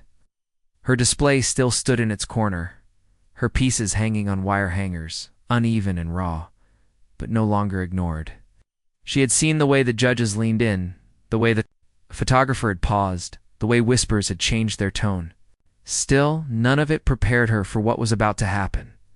The host stepped forward, a microphone in hand, his suit crisp, his smile polished.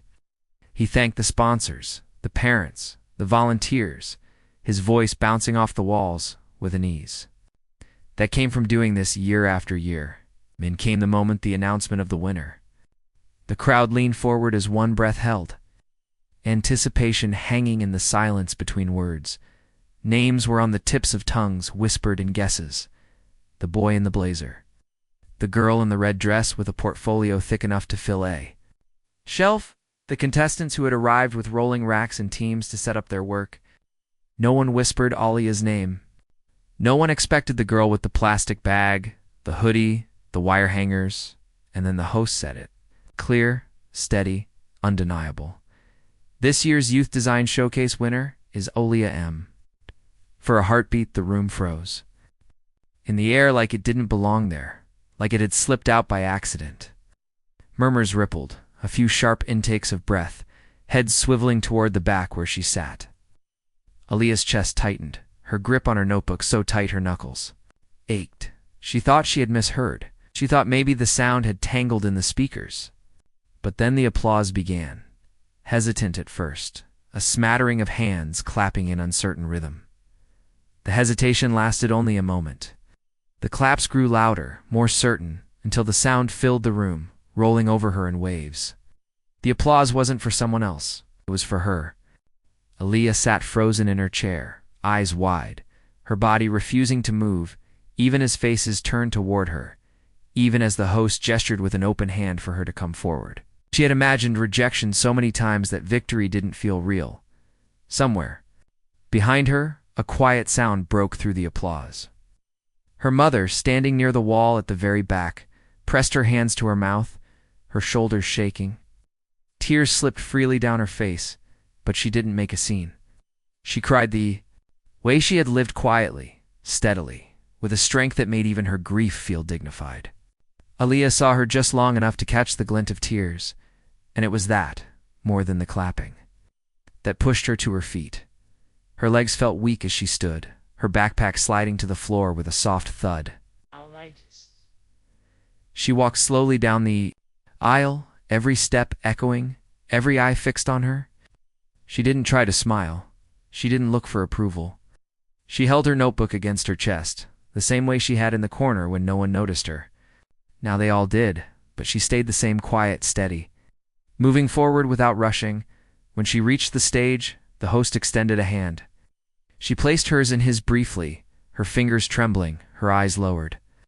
The microphone hovered near, her waiting for words. She opened her mouth once, then closed it. The crowd seemed to lean closer, expecting something, but she had nothing rehearsed, nothing polished to offer. She simply lifted her notebook slightly, a small wordless gesture, as if to say, "This is where it came from." The applause rose again, louder this time, no hesitation left. The sound filled the gym, spilling into every corner, wrapping even her wire hangers and uneven seams in its rhythm. Aaliyah stood still, frozen in the lights, her notebook pressed to her chest, her heart pounding harder than it ever had. In the back, her mother lowered her hands just enough to clap too. Tears still falling, her lips trembling with pride. For the first time, Aaliyah allowed herself to believe it was real. She had one. Not in spite of her scraps, her mismatched stitches, her quiet silence, but because of them. And as the crowd rose to their feet, she stood frozen in the center, her name still echoing in the air, a name they would not forget. The email arrived on a gray afternoon when Aaliyah had just returned home from school and dropped her backpack by the door. She almost didn't check it. Her phone had been buzzing all week with messages she didn't know how to answer, classmates she barely spoke to, suddenly reaching out with congratulations. Strangers on social media tagging her name, even local reporters asking for interviews. It was overwhelming, and she had started to silence most of it, choosing instead to bury herself in her sketchbook and the hum of the singer. But this email had a subject line that froze her in place. Invitation, downtown gala, youth design. Showcase feature. She tapped it open, her thumb trembling against the cracked glass. The words filled her screen, formal and polished, sentences that seemed too big to fit on her small phone. Her designs had been chosen to headline a gala in the city center. Not just any showcase, but one hosted in a glass-walled hotel ballroom. Sponsored by established luxury houses whose names she had only ever seen on glossy storefronts and magazines. And then she saw one of the sponsors was the very boutique that had once thrown her out, the name bold and impossible to ignore. In the list. Her first instinct was disbelief. She read the email twice, then a third time, scrolling back up to make sure it wasn't a mistake. But it wasn't. It had her name, her age, the details of her submission, and the words headlining collection. They wanted her pieces. The same uneven seams and mismatched fabrics that had once hung on wire hangers, now carried enough weight to open doors she had once been barred from. Her mother came into the room just then, still in her laundromat uniform, the smell of detergent clinging to her sleeves. She saw Aaliyah's expression and stopped, her brows lifting in worry. "What is it?" she asked, her voice careful, like she wasn't sure whether she should brace for good news or bad. Aaliyah turned the screen toward her. Her mother squinted. Read the email once, then again, her lips parting slowly. She didn't speak right away. She reached out, lowered herself onto the edge of the bed, and pulled Aaliyah close, her arms wrapping around her shoulders. The hug was silent, her breath trembling against Aaliyah's hair, but it said more than words. When she finally pulled back, her eyes were wet, her smile unsteady but fierce. "You see? They can't keep you out forever," Leah wanted to. Smiled back, but part of her chest was still tight. The boutique's name on the list of sponsors burned against her eyes. She remembered the way the saleswoman's voice had cut into her, the way the guard had shadowed her steps, the way customers had stared without speaking. Now that same store was lending its name to her success, aligning itself with her work as if it had never happened. The irony stung almost as much as it thrilled. She set the phone down on her desk beside her notebook. Her fingers brushed the cover, smudged and worn from years of sketches. The gala would mean lights, cameras, people with money and power looking at her clothes and nodding as if they had always belonged there. She didn't know if she was ready for that, but she knew she couldn't say no. She couldn't let fear take the seat that had finally been offered. That night, she lay awake long after the hum of the neighborhood quieted. She thought of the ballroom described in the email. Chandeliers reflected in glass walls, polished floors that would echo with footsteps. She pictured her designs displayed there not on wire hangers this time, but on mannequins, or perhaps even models. She thought of people in tailored suits studying her seams, the uneven stitches that had been born from necessity now reframed as innovation. She thought of walking through those doors not as an intruder, but as the guest of honor, and beneath it all, she thought of the boutique. She imagined its name on the program, its executives seated in the audience, watching the very girl they had once dismissed headline the night. She didn't crave revenge. She wasn't sure she even wanted their approval, but she knew she wanted them to see her, to look at her work, and realize they had been wrong. By morning, she had already begun to plan. She pulled her pieces from the corner of the room, smoothed their seams, adjusted their hang. She made notes in the margins of her sketchbook about improvements, about the next design she would create for the gala. She stitched not with anger, but with resolve. Every thread carried the weight of the week before, of rejection turned into recognition, silence broken into applause. The email had ended with a line she couldn't forget. "We are honored to feature your vision." Aaliyah read it again, as sunlight crept through the thin curtains. She didn't quite believe it, not fully, but she let the words sit in her chest. For once, she wasn't outside the door. She wasn't invisible. She had been invited in. This time, she should not walk in quietly. She would bring her whole world with her. The city lights shimmered against the glass buildings, and the boutique that had once turned her away now glowed brighter than the rest. Its windows stretched high, filled with mannequins draped in silk gowns and handbags propped like trophies under spotlights. But this time, Aaliyah did not walk past with her hood pulled up, sneakers scuffing the sidewalk, clutching a backpack that made her invisible. She came in a jacket she had made herself dark, denim stitched with pieces of leather salvaged from old belts, the seams angled sharply, the shoulders cut bold. Inside, hidden against the lining, she had sewn her initials by hand. Not for anyone else to see, but for herself, a reminder that no matter what the night brought, she carried her name into the room. The street outside was crowded, a line of guests waiting to be checked in, their outfits glittering under the soft glare of the boutique's lights. For the first time, people looked at her and did not see a girl who didn't belong. They saw the cameras turning in her direction, the flashbulbs sparking, the journalists calling her name with hurried questions she barely heard. Each click of the shutter seemed to rewrite the memory of the day she had been escorted out. The whispers of shoplifting, the sting of "that's not for you." The same sidewalk where she had once stood humiliated now shook with applause and noise as she stepped forward with steady strides. The security guard at the door was not the same man as before, but it hardly mattered. He glanced at the guest list, then back at her, and nodded respectfully, pulling the heavy glass door open for her to enter. No suspicion in his eyes, no doubt, only recognition of who she was now. For Aaliyah, the gesture was not lost. It was as though the door that had once slammed behind her had been swung wide open. Not by accident, but because she had made it impossible to keep shut inside. The air was cool, filled with the scent of polished leather and soft perfume. Chandeliers sparkled overhead, their light dancing across mirrored walls. Designers, editors, investors, and executives filled the room. Their conversations a low hum, broken only by bursts of laughter or the clinking of glasses.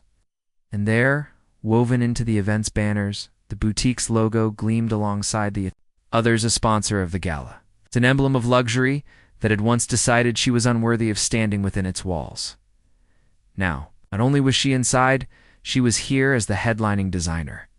Her collection hung in the center of the room, displayed, not on wire hangers, but on mannequins raised under spotlights. The denim jacket that had first caught the judge's attention stood tall, its bold seams catching the light, its asymmetry transformed from necessity into style. The skirt hung beside it, hem corrected, angles sharp, daring in its structure. The handbag that once sagged against its hanger now stood upright, its edges polished, its mismatched pieces forming a pattern that looked intentional, even visionary. Each piece was hers, not softened, not erased, not made to mimic the luxury around it, but standing raw and unflinching, just as she had made them. As she walked further into the boutique, more cameras turned her way, more flashes bursting against the mirrored walls. Executives leaned toward one another, murmuring her name, their eyes following her as if trying to match the girl before them to the clothes that had turned heads. Some of them had been in the room when she was humiliated. Others had never seen her before. But now they all looked at her with the same mix of curiosity and respect. Aaliyah kept her hands at her sides. Her chin lifted just slightly. She didn't need to smile for them. She didn't need to explain herself. Her jacket was enough. It seemed stitched with the story of every night she had worked alone under the glow of her desk lamp. Every time she had been told she didn't belong, every moment she had swallowed the sting of silence. The initials sewn into its lining pressed softly against her chest, grounding her as she stood beneath chandeliers that once seemed unreachable. Somewhere in the crowd, she caught sight of her mother, dressed simply but standing proud, her eyes already shimmering with tears. She gave no wave, no call of her name, only a look steady, knowing filled with a kind of pride that cameras couldn't capture. That was enough. The boutique glowed brighter than ever, but this time it wasn't the chandeliers or the mirrored walls that made it so. It was the quiet, undeniable truth that Aaliyah had returned not as a customer to be doubted, but as a designer they could no longer ignore. The room buzzed with voices. Glasses clinking softly, the low hum of conversation threaded with the occasional burst of laughter. Aaliyah stood near the center, her jacket gleaming under the lights, her collection displayed behind her like a quiet army of proof. She had walked through the boutique's glass doors not as a suspect, not as someone watched by guards, but as a name on every program, a designer whose work had been chosen to headline the gala. For a while, it was enough just to exist there, to feel the floor steady beneath her feet when once it had tried to push her out. Then the crowd parted slightly, and he appeared. The owner of the boutique, a man whose name carried weight in glossy magazines and business journals, approached with practiced grace. Suit was flawless, dark and fitted, the kind that whispered, "Old money in every stitch." His smile was wide, polished from years of standing in front of cameras, his hand already extended before he even reached her. He looked at her the way he looked at every guest, as though she were another young talent he could fold neatly into his brand's orbit, another rising name to shake hands with and photograph. Aaliyah felt her chest tighten. His face was familiar, in a way that made her stomach churn. She remembered him faintly, not from magazines, but from that afternoon months ago, when she had stood just inside these doors for the first time. He hadn't spoken to her then. He hadn't needed to. Associates and his guards had done the work for him, their words and glances heavy enough to brand her as someone who did not belong. Yet here he was, smiling now as though none of it had ever happened, his hand outstretched as if she were someone he had always intended to welcome. She didn't move right away. She kept her hands clasped in front of her notebook, the same one she had brought with her everywhere, the same one filled with sketches drawn in silence when no one was looking. The pause stretched long enough that a few nearby guests began to notice. Cameras shifted slightly, lenses tilting toward the moment, anticipating something unscripted. Then it happened. Someone close by, a man with a glass of champagne, leaned to the woman at his side and whispered, not quietly enough, "That's the girl from before, the one they kicked out." The words landed sharp, cutting through the hum of the room. Owner's smile faltered just for a breath, but it was enough. His eyes flickered, recognition sparking in the shadows of his polished exterior. The memory surfaced, perhaps not her face in detail, but the story of it. The incident that had been brushed off as routine, just another day of protection in a luxury space.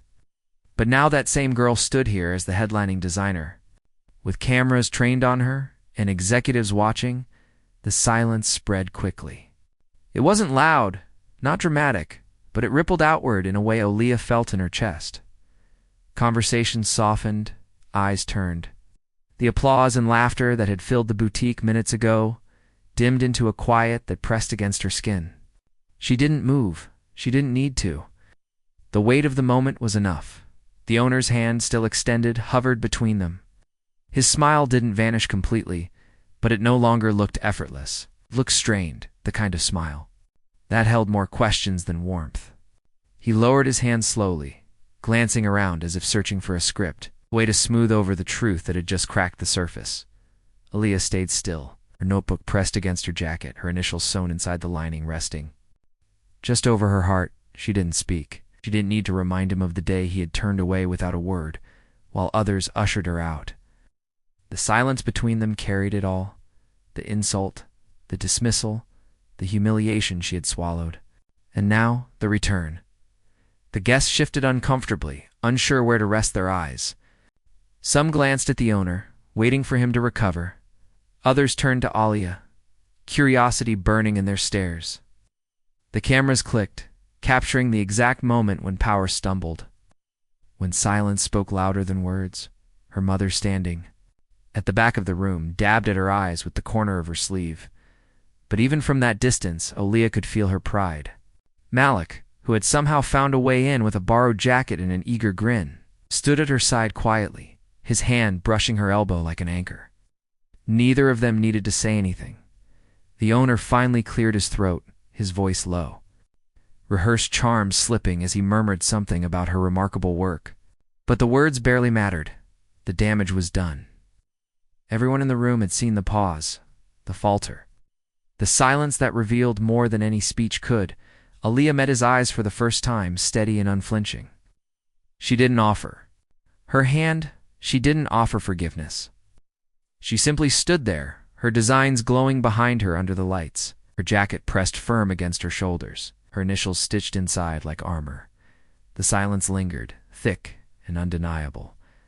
And in that silence, the power shifted not toward the man who owned the boutique, but toward the girl they once thought didn't belong. The marble floors gleamed as though they had been polished just for this night, every reflection sharp enough to catch the heels of the guests who moved carefully across them.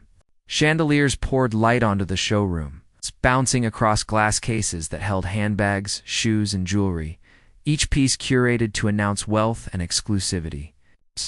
But the air was different this time. The whispers that floated across the room weren't the sharp ones of suspicion, the ones Aaliyah remembered so clearly from the day she was led out the door. Tonight the voices carried awe, curiosity, and an energy that seemed to follow her wherever she stepped. Her collection stretched across the showroom floor. Jackets hung not on wire hangers, but on mannequins lit by spotlights, and skirts and dresses she had pieced together from scraps, stood tall under the glass, no longer bent by the uneven weight of old fabric, but alive, purposeful, deliberate. The bag stitched from mismatched leather patches rested on its own pedestal, the very imperfections that once made her nervous now praised as innovation. Each piece bore her name in small, elegant lettering. For the first time, the boutique that had once turned her away introduced her work as its centerpiece. Aaliyah walked slowly through the space. Her sneakers replaced by shoes she had designed herself. Her jacket fitted perfectly to her frame. She didn't rush, didn't shrink. Every step felt deliberate, as though she were carving a new memory into the marble itself. Customers stood in clusters, their champagne glasses tilted, their eyes following her. Some pointed discreetly toward her. Some whispered her name with surprise, others with reverence. She heard fragments of sentences. That's her, the winner, the girl from the showcase. None of it stung. The words no longer pressed down on her. They lifted, pushing her forward. The same store that had once been a wall now stretched like a stage beneath her feet. She passed by the corner where she had first been stopped, where a saleswoman had asked if she was lost, where security had hovered just close enough to make her feel like a shadow. She saw it clearly in her mind, the humiliation sharp even now. But when she glanced back at the space tonight, the glass reflected her differently. Not a girl with a hood pulled tight, backpack heavy, eyes down. The reflection staring back at her was steady, shoulders squared.